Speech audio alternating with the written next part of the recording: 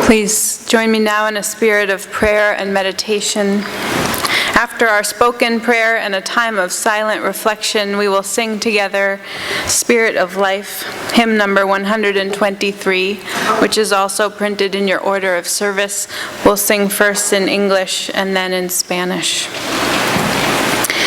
This morning's prayer is by Andrew Pakula. Come into this circle of community. Come into this sacred space. Be not tentative. Bring your whole self. Bring the joy that makes your heart sing. Bring your kindness and your compassion. Bring also your sorrow, your pain. Bring your brokenness and your disappointments. Spirit of love and mystery, help us to recognize the spark of the divine that resides within each of us. May we know the joy of wholeness. May we know the joy of being together. Amen. A one-paragraph newspaper article describes a subway platform during the morning rush hour at Grand Central Terminal. A train pulls in. A well-dressed woman gets off. Before the doors close, the woman realizes that she is holding only one of her leather gloves.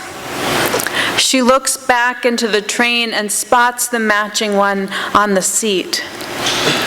It is obviously too late to dash back in to retrieve it. So with a cavalier shrug, she flings her arm out, and the doors about to close, tosses her glove onto the seat alongside its mate. The doors shut, and the train pulls away. What a great image, Jane writes. One could use it, I suppose, as a metaphor for facing the inevitable, or arguing for an orderly universe, or even with a little stretch for sharing the good things in life. But as we move into the summer season, the metaphor that comes to mind is the one of letting go. To throw a favorite leather glove into the oblivion of a moving train must involve small pangs of uncertainty, pangs of some degree of loss, pangs of upset.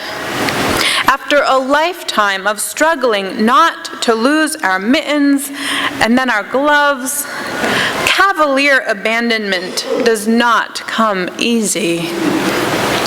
In New England, at least, our pattern is to cling as we cling to our gloves, to routine, hard work, and obligation, all fall, all winter, and right through to the 4th of July. But in the summertime, there is a letting go. We close up our schools, put our overcoats in mothballs, and dust off the swan boats, the lobster pots, and last year's new gas grill. We need that. We need to cast that glove of responsibility back into the train. We need a vigorous and decisive toss about now to free ourselves of the confining gloves of life, even if we love them. And the train is about to leave. Today we're talking about disappointment. It's a pretty universal theme. We've all experienced disappointments in life, big ones and little ones. My colleague Daniel Gregoire writes, I think that the transcendent human memory might be disappointment, a collective human remembrance of unmet expectations. We have been disappointed in ourselves and in each other. We've been disappointed by the absence and the flawed presence of our loved ones. We've been disappointed by our losses and failures. We've even been disappointed by our achievements and successes when they have not solved everything we hoped they might solve. I have a very vivid memory of being bitterly disappointed. I was just a few years out of college, living in Boston, and working at a publishing company. The job was not exactly what I wanted to be doing. After 3 years, it was not making good use of my skills, I wasn't getting paid very much, and I didn't feel like I was making a unique contribution to the world. Even though I was working with my beloved words and books, in reality, I was pushing paper in a cubicle. So I decided to look for another job. High on my search list were jobs connected to Unitarian Universalism. I had a deep and rich faith life and was very active at my church in Boston, and I thought that a job at the Unitarian Universalist headquarters would feel more meaningful than a job at a for-profit company, even if it was another job pushing papers. Pretty soon, my dream job came open, working in the communications department of the Unitarian Universalist Service Committee. So perfect. A specifically UU social justice agency, writing, communicating about my most deeply held values, connecting UUs with justice issues all around the world. Sign me up. So I applied and I got an interview. I learned that the last young woman who had held the position really loved it, but she had decided to go to film school in London, which was why the position had opened up. The interview went great, and I even got a second interview. Soon they wanted me to meet with some other people in the department. It was down to me and just one other person. I had a great feeling about this. Now, when you're looking for a job, you don't leave your old job until you get the new one. So these midweek, midday interviews across town were becoming harder and harder to swing. There are only so many funerals and doctor's appointments that you can go to in a 3-week period. Plus, it becomes harder and harder to focus on the current job when in your head, you're already unpacking your desk at the new place. So I'm at my old job, putting together what I hope are my last set of proofs ever for the copy editor down the hall, and I get a call from the UUSC. I am their favorite candidate, but I have not been offered the job. I have not been offered the job because the previous employee, as it turns out, hates film school. She hates London. She is homesick and wants her old job back. Of course, it will be easier to take her back than to hire and train someone new. I am devastated. I am angry. Give me this girl's phone number. I'm going to call her and give her the same little pep talk that my parents gave to me when I was homesick and wanted to quit college. And I am sad. This was my dream job, and now it's gone. Also, I have to take public transportation home, and I can't stop crying. On the Red Line, a stranger looks at the tears running silently down my face and says, "It's going to be okay." Disappointment is universal. In Florida a few years ago, Glenn Barati invited all 16 of his kindergarten classmates to his 6th birthday party. Glenn is autistic and has epilepsy. He sometimes experiences social anxiety and can have difficulty managing his behavior when he's in a group. So he's not the most popular kid in the class. His mother, Ashley, knows that. But when not a single kid showed up to the birthday party, Ashley was upset. She looked at her son, who, after realizing that no one was coming, was trying not to cry by pinching the bridge of his nose. It broke her heart. I know this might be something silly to rant about, but my heart is breaking for my son, Ashley wrote on her community's Facebook page. When you are thinking about something as simple as a birthday party, think about the child who is sitting there waiting for his friends to show up. Disappointment is universal. When Buddhist teacher Sharon Salzberg first began meditation, it didn't go very well. Rather than starting slowly in the comfort of her living room, she signed up for a 10-day retreat in India. So the stakes were high.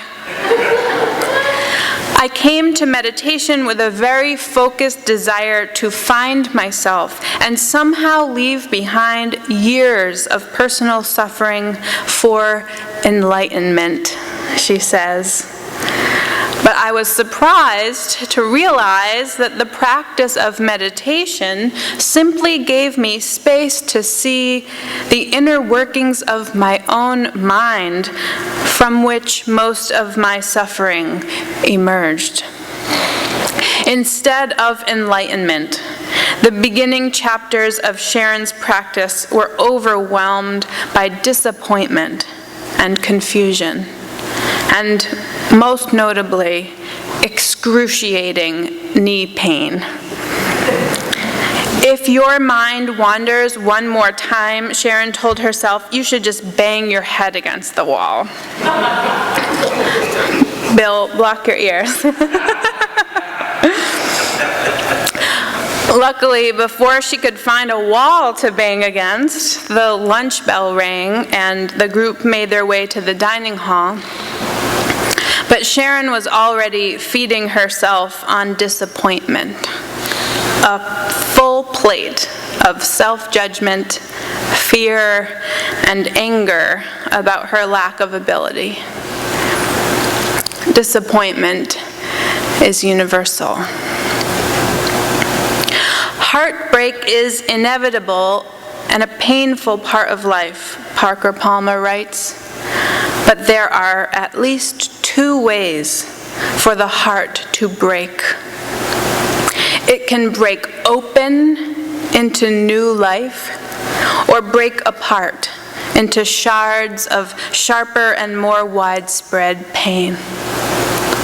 A brittle heart, he says, will explode into 1,000 pieces and sometimes get thrown like a fragment grenade at the perceived source of its pain. There's a lot of that going around these days.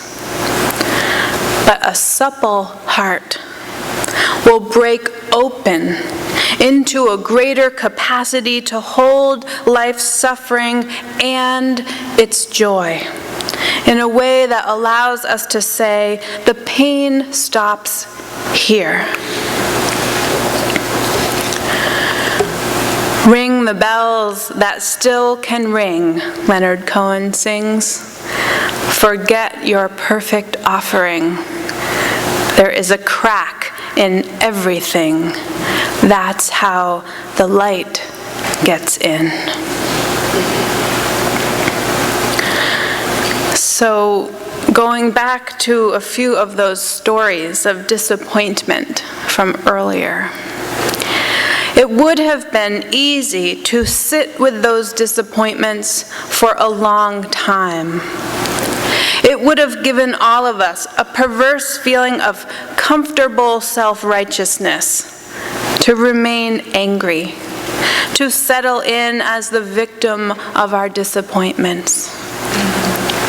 But as my colleague Daniel says, if we want to overcome our disappointments, we must pass with full consciousness through them.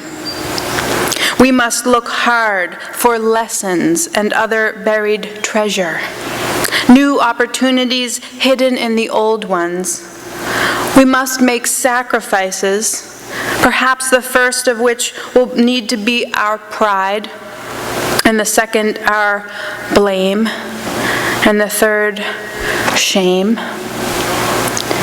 And we must look for forgiveness, which might be the hardest thing to find. If you can find forgiveness in the muck of disappointments, Daniel says, use it on yourself first, and then on others. So what of my disappointment back there in my early 20s?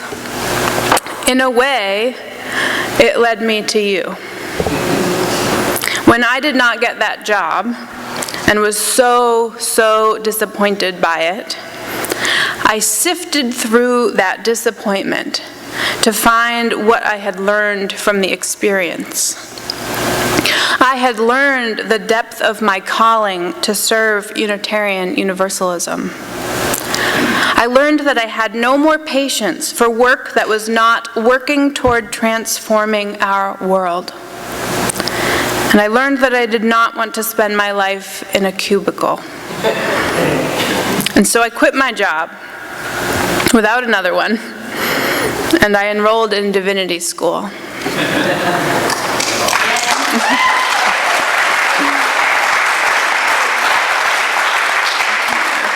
That was a good choice. And what of Ashley and Glenn and his 6th birthday party? Well, Ashley's Facebook post quickly went viral, and soon the guests started to arrive. First, it was the owner of a local pet shop and her family. They brought a gift for her son and stayed for hot dogs and cake.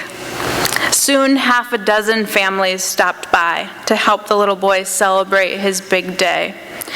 As the house filled up, Glenn got his smile back. Someone from the Ocala County Sheriff's Department also saw the post. They sent a helicopter to join in the celebration. For 20 minutes, it flew over their house, circling and swooping low again and again to make sure everyone knew it was for Glenn's birthday. Later, the department sent over police cars, fire trucks, and a canine unit. Glenn was in heaven. Though not a single parent from the kindergarten class ever offered an apology or an explanation for the no-shows, Ashley says she is not upset with anyone anymore. She learned a few things from that disappointing experience. She needed to risk asking for help. And she needed to count on a larger community for support. And she doesn't feel so alone now, and neither does Glenn. And Sharon Salzberg, in the lunch line, she overheard someone ask the man in front of her, "How was your morning?" The man answered calmly, "It was difficult. I couldn't concentrate at all, but it'll probably be different this afternoon." At first, the man's answer annoyed her. She couldn't understand how he had such a calm attitude, or the more fundamental wisdom behind his calmness, that there is nothing wrong with the wandering of the mind, and that noticing such activity is the nature of the practice. It was only later that she understood that her grasping, angry attitude wasn't a sign of being a good meditator, but a byproduct of deep self-criticism. She learned to understand that the man's attitude was not blasé, but based in a real, expansive, and sustainable feeling of faith, one that she would come to know on the other side of her disappointment. Earlier this month, we were collectively disappointed as a community when someone vandalized our Black Lives Matter banner on the front of our church. Rather than stew in our disappointment and heartbreak, though, this community has decided to double down on our messaging. The red stain on the front of our building is like a red badge of courage, one of you said to me the other day. We have learned from our disappointment that the message that Black Lives Matter is even more important to share when it is questioned. And we have learned that we want to share even more openly with this town exactly what it is that we stand for here. And so from our disappointment, a new banner has emerged. And I invite Pastor Brenda Haywood and Jane Bunker to share our new banner with you. It says, "In this church we believe that Black lives matter. Women's rights are human rights. No human is illegal. Science is real. Love is love. And kindness is everything."